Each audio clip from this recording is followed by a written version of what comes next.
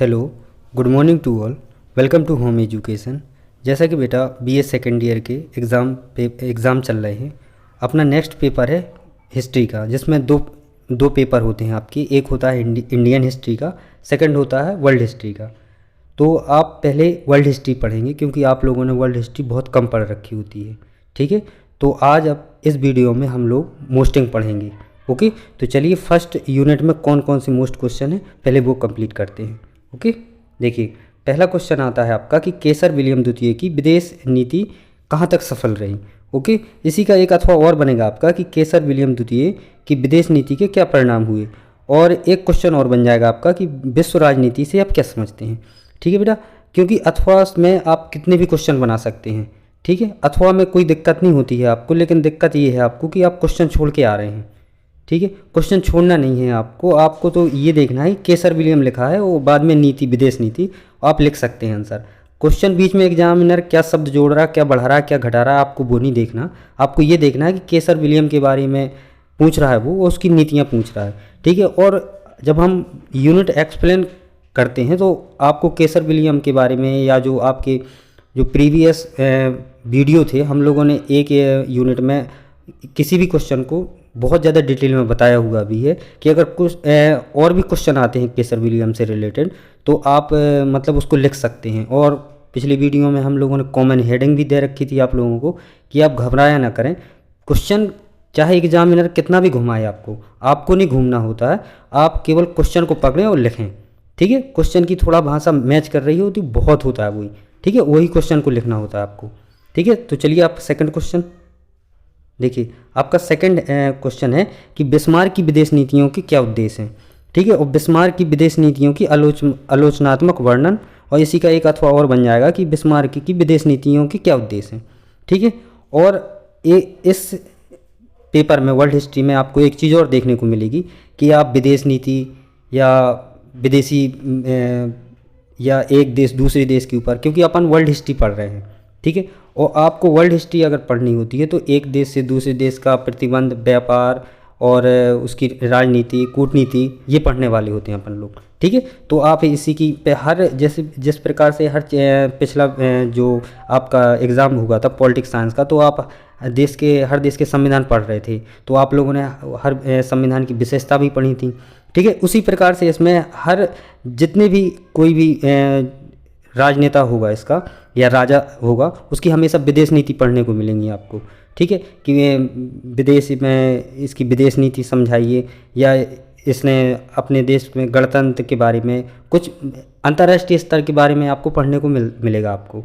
Okay, तो चलिए आपका नेक्स्ट क्वेश्चन देखिए। आपका नेक्स्ट क्वेश्चन है कि फ्रांस में तृतीय गणतंत्र के सम्मुख कौन कौन सी कठिनाइयाँ थीं। ओके, इसका अथवा बनेगा आपका फ्रांस या पेरिस में हुए गृह युद्ध के कारणों और परिणामों की व्याख्या करिए। ठीक है, एक क्वेश्चन ये बनेगा इस यूनिट से लघु वाला कि कुलचोर कैंप से आप क्या समझते हैं। ओके, तो आपको इस यूनिट से केवल 4 ही क्वेश्चन हैं।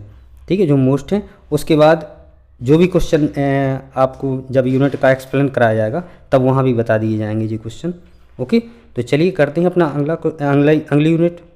देखिए अगली यूनिट में है कि 1905 में की रूसी क्रांति के कारणों और परिणामों को बताइए, और इसका अथवा बन जाएगा रूसी क्रांति 1905 का महत्व बताइए। ओके, और सेकंड क्वेश्चन है कि यूरोपीय शक्तियों में अफ्रीका के विभाजन का संक्षिप्त वर्णन कीजिए, और इसका अथवा बन जाएगा कि यूरोपीय राष्ट्रों की रुचि को स्पष्ट करते हुए अफ्रीका में इन राष्ट्रों की बढ़ती हुई ताकतों के संबंध में बताइए, और इसका एक अथवा और भी है कि अफ्रीका के विभाजन की विवेचना करिए।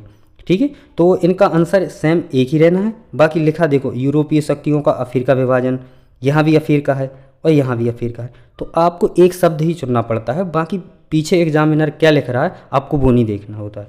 ठीक है, चलिए, और आपका एक क्वेश्चन है लघु वाला। 1878 ही में बर्लिन संधि का वर्णन करिए। ठीक है, और लघु क्वेश्चन कम ही करवाते हैं आप लोगों को, क्योंकि हम लोग दीर्घ क्वेश्चन पे ज़्यादा फोकस रखते हैं। क्योंकि एक दीर्घ क्वेश्चन से लघु क्वेश्चन, आप दीर्घ क्वेश्चन में जितनी भी हेडिंग बना लेते हैं आप लोग, और जितनी भी हेडिंग होती है उस क्वेश्चन में, वो सभी लघु क्वेश्चन का रूप ले लेती हैं। इस कारण से आपको लघु क्वेश्चन ना देखकर दीर्घ क्वेश्चन ज़्यादा देखा करिए आप लोग। ठीक है, चलिए आपकी थर्ड यूनिट में कौन कौन से क्वेश्चन है देखिए। पहला क्वेश्चन है आपका थर्ड यूनिट का, प्रथम विश्व युद्ध का वर्णन करिए। ठीक है, और 1914 से 1918 के मध्य चले प्रथम विश्व युद्ध का वर्णन करिए। ये डेट लेके भी लिख दिया उन्होंने, ओपन कर दी इसमें। ठीक है, उसका सेकंड क्वेश्चन ये है कि प्रथम विश्व युद्ध के कारण और परिणामों पर प्रकाश डालिए। तो बेटा याद रखना आप लोग कि जो प्रथम विश्व युद्ध का वर्णन या परिणाम या कुछ भी है, इसके अथवा में एक क्वेश्चन और चलता है सेकंड युद्ध। ठीक है, या तो क्वेश्चन में आपका प्रथम विश्व युद्ध के परिणाम या विश्व युद्ध का वर्णन पूछेगा या सेकंड, लेकिन दो में से एक क्वेश्चन हमेशा आता ही आता है, ये आप मान के चलें। ठीक है, चलिए अपना नेक्स्ट क्वेश्चन देखिए। एक क्वेश्चन ये है कि जे लघु में आता है आपके हमेशा। देखिए, जर्मनी की वर्साय संधि, विल्सन के 14 सूत्र या राष्ट्रसंघ का जन्म कब और कहाँ से हुआ, ये आपकी जो थर्ड यूनिट है इसके लघु क्वेश्चन हमने निकाले हैं। ठीक है, ये भी देख लेंगे अपन लोग। चलिए चौथी यूनिट देखिए। चौथी यूनिट में ये कि प्रथम अफीम युद्ध के कारणों का परिणाम व्याख्या करिए या द्वितीय। तो ये याद रखिएगा, चाइना और ब्रिटिश के बीच जो युद्ध हुए थे वो अफीम युद्ध के नाम से जाने जाते हैं। ठीक है, तो क्वेश्चन में या तो प्रथम के बारे में पूछता है या सेकंड के बारे में पढ़ना, लेकिन आपको दोनों है। ठीक है, तो और एक क्वेश्चन और स्टार, इसमें भी आप 3-4 स्टार बिल्कुल लगा के रखें कि चीन के मुक्त द्वार की नीति की विवेचना करिए। ये वेरी वेरी मोस्ट क्वेश्चन है आपका, जो लगभग हर साल के एग्ज़ाम में आया हुआ है। देखिए, सेकंड क्वेश्चन ये है कि जापान का आधुनिकीकरण पर लेख लिखिए। जापान के सैन्यवाद के उदय के क्या कारण हैं, और ये क्वेश्चन दोनों आपके अथवा में हैं। ठीक है, और सेम ही क्वेश्चन है लगभग। ठीक है, देखिए सेकंड क्वेश्चन है 1911 में चीनी क्रांति के कारण और परिणामों का वर्णन करिए। तो आपकी चौथी यूनिट में इतने ही क्वेश्चन थे।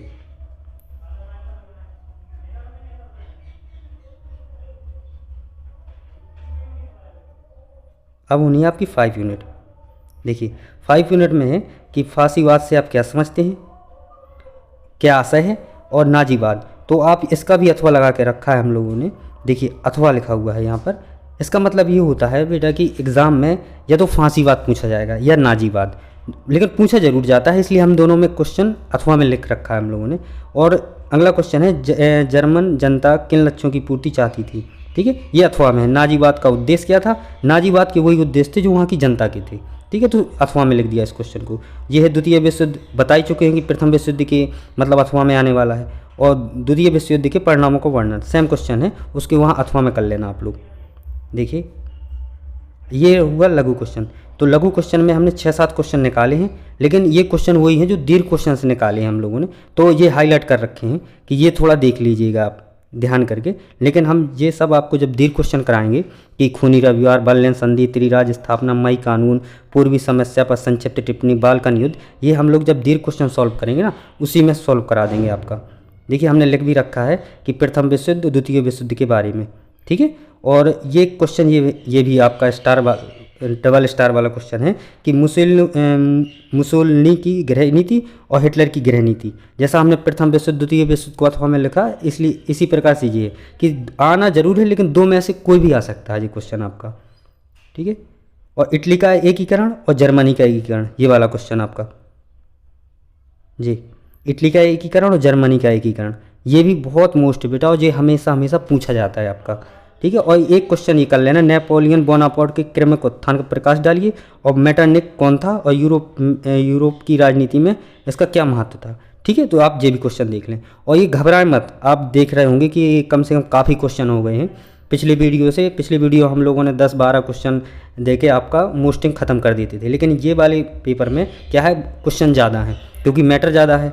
ठीक है, और वर्ल्ड हिस्ट्री है तो पूरे देश की भी पढ़नी पड़ती है, इसलिए वेरी मोस्ट वाले क्वेश्चन दिए हैं इसमें। फिर भी आपका ये क्वेश्चन बहुत काफ़ी हो गए हैं, लेकिन घबराने वाली बात नहीं है, आपको एक एक क्वेश्चन समझाया जाएगा।